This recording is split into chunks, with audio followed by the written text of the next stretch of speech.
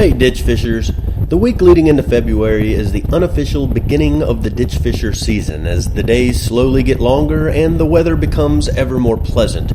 Though to be sure, this year Old Man Winter seems to be a bit more persistent than usual. But even so, we are starting to have a few milder days between the cold snaps, and today is one of them. So I thought I'd start the new year off with some pretty big news about improvements underway at Pelahatchie Shore Park.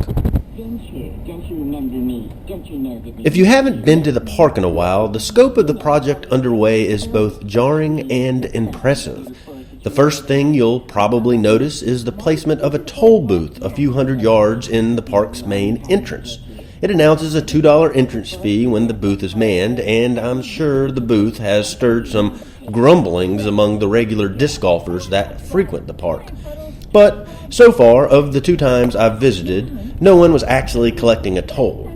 I'm sure that will change, though, when spring arrives in earnest, because apparently lease fees are not quite enough to cover the cost of the main project underway, which is the construction of a beach.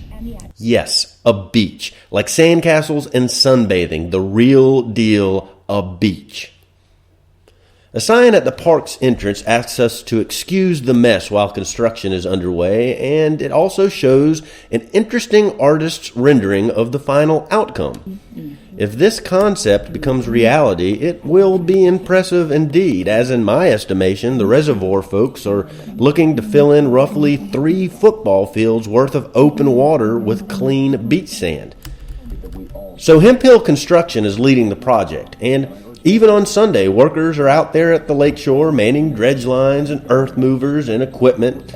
Info about the project is limited, to say the least. Hemp Hill Construction, at least as of this posting, does not have the project even listed on its website, even though numerous other projects are listed.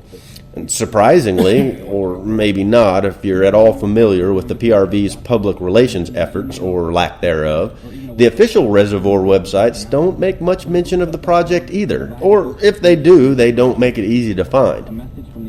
A Google News search of the park only brings up an offhanded mention of the project in the Clarion Ledger, though that article is more about dredging in the neighborhoods along Pelahatchie Bay's south shore.